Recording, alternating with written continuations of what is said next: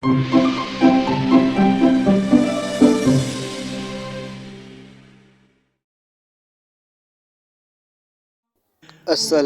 আলাইকুম আরহামাতুল্লাহি ওয়াবারাকাতুহু। নাহমাদুহু ওয়া নুসাল্লি আলা রাসূলিহিল কারীম, আম্মা বা'দ। হাজির হলাম ইসলামিক ভয়েস বাই নাজমুল চ্যানেলের নতুন আরেকটি ভিডিও নিয়ে।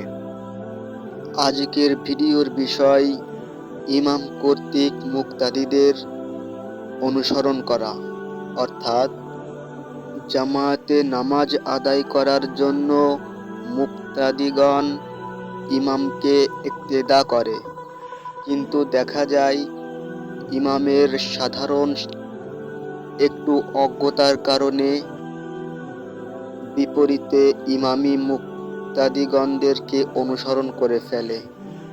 আর এমনটা যদি করা হয় তাহলে পুরোপুরিভাবে নামাজ নষ্ট হয়ে যায়।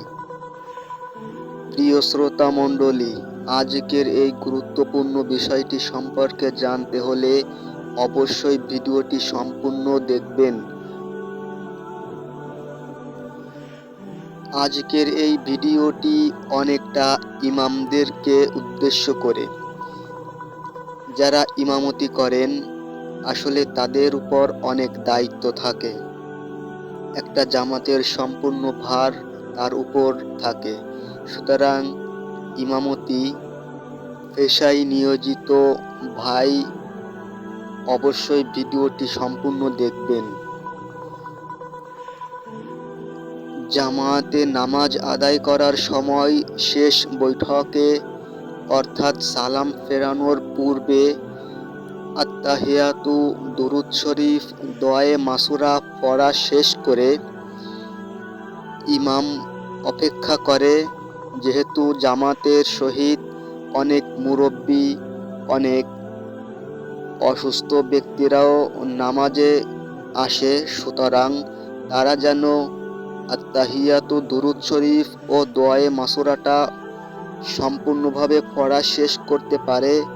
এই জন্য দেখা যায় অনেক ইমাম তার আত্তাহিয়াতু, দুরূদ শরীফ, দোয়ায়ে মাসুরা পড়া শেষ হয়ে গেলেও কিছু সময় অপেক্ষা করে।